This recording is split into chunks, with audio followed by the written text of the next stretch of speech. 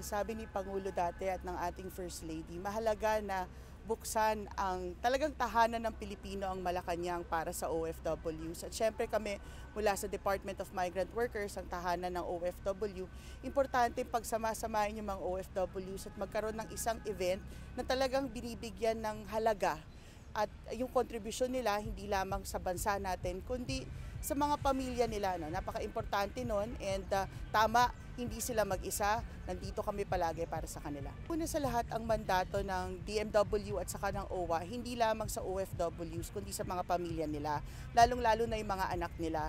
So, meron tayo sa OWA na mga family circles at meron tayong mga grupo ng mga OFWs na ating mini-meet regularly sa DMW. So, per region, per area, per city, even per barangay, misa meron tayong family circle. So, inimbita natin sila. Itong mga family circle, importante to kasi they're composed of former OFWs and their families. Mahal na Pangulo, maraming salamat po sa inyong walang hanggang pagmamahal para sa OFWs at sa kanilang mga pamilya. Susundin ang inyong direktiba na alagaan sila at from the time na umalis sila hanggang makabalik sila ng Pilipinas ay nandoon ang tahanan ng OFWs, ang Department of Migrant Workers, para maramdaman nila na hindi sila mag-isa sa kanilang buhay. Maraming salamat po. Nasisiyahan po kasi nakapunta po ako dito, na-invite po kami dito sa Palasyo. Hindi po namin naasahan na ganito po pala makikita namin. Napakaganda, tapos po mahalaga po yung pagtitipon ng ganito para po may matutunan po tayo pagdating po sa ng mga pagpunta ng abroad, saka po sa pag-a-assist po natin sa mga OFW. Like mga nadidistress na OFW, kailangan nating tulungan sila sa abot ng makakaya natin po kahit nandito po tayo sa Pinas. Ako po ay nagpapasalamat po sa mahal nating Presidente na si Ferdinand Marcos po at nanyayaan po kami dito, ang mabitang OFW po, at higit po sa lahat nagpapasalamat din po kay ASEC, sa DMW po. Maraming salamat po sa inyo lahat. Natutuwa ako. Unang-una, first time nga. Sabi nga namin naging tao dahil nakapasok sa Malacanang. Kasi hindi ka kasi basta-basta makapasok dito eh. Maganda, ganito pala yung na-invite ka kung paano yung ng Presidente, yung kanyang program para sa mga OFW at saka ex-OFW. Siyempre matutuwa sila na binigyan sila ng pagkakataon na magkaroon ng ganitong pagtitipon para ma-appreciate kung paano pala sila nabigyan ng pagkakataon ng Pangulo na napansin sila. Hindi lang sila basta hero, salita, kundi pati sa pinapakita at ipinaramdam din. Nagpapasalamat ako, unang-una sa mahal nating Pangulo, sa kanyang layunin para sa mga OFW at sa mga ex-OFW. Katulad lahat ng namamahala, sana ipagpatuloy pa at palawakin pa nila ang kanilang ginawa na maganda para sa ating mga hero. Masaya ako kasi just now lang ako dito nakapunta sa Malacanang. At nakita ko na maganda at ang masaya ako kasi nagkita-kita kami lahat ng mga kasamahan ko dating OFW. And salamat kay President BBM dahil sa pag-organisa niya ng konsyerto sa Palasyo. May masasarap na merienda at nakahalubilo ko uli yung mga kapwa ko OFW. Salamat po. Nagpapasalamat ako sa ating Pangulo, President BBM Marcos, dahil sa o-organisa niya ng event na ito na nagtipon-tipon lahat ng mga OFWs. Napakahalaga nito sa amin na nagkita-kita kami lalo na magkakalayo ng lugar. Kaya malaking pasasalamat ko sa kanya sa pag-organisa ng event na ito. Salamat po. Most of all, it's very great na binibigyan po sila ng entertainment para ipakita po nila yung gratitude ng pamahalaan sa mga OFW.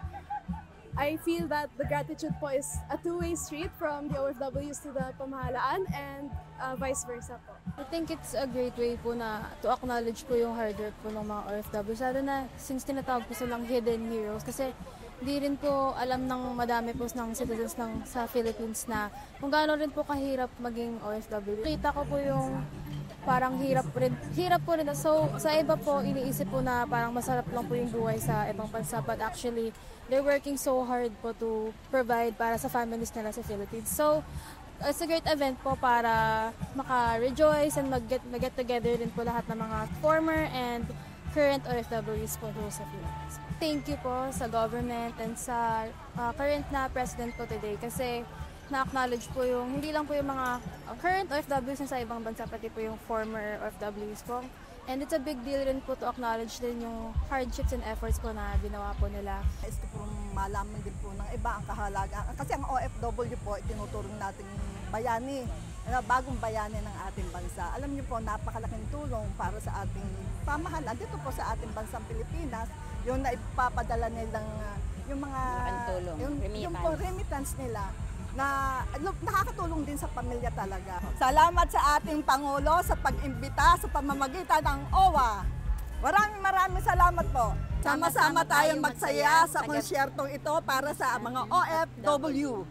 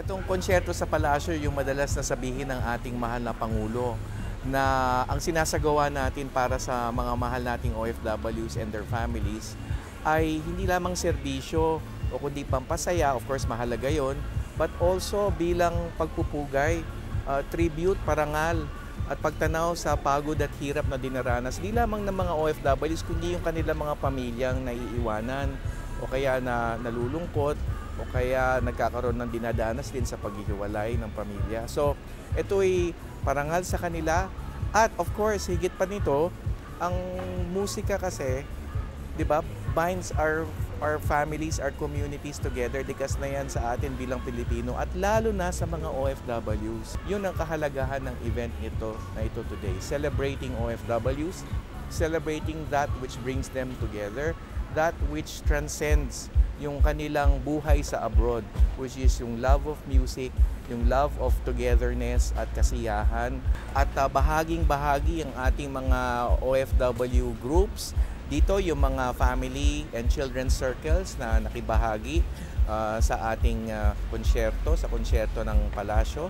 And then of course yung mga nasa iba't ibang mga migrant workers offices natin. Samot-sari yung mga nasa watch parties na tinatawag all over the world. At nagpapasalamat kami sa ating mahal na Pangulo, sa First Lady, sa pagkakataong ito na kami pagbuklurin at literally, no, kasi nga here and abroad para nga i-celebrate ang mga OFWs at ang musika na nagbubuklod sa ating lahat. Ang ating commitment na binanggit ng ating mahal na Pangulo na sa kanyang bagong Pilipinas, taus-puso, ganap at tuloy-tuloy ang serbisyo at programa para sa kanila.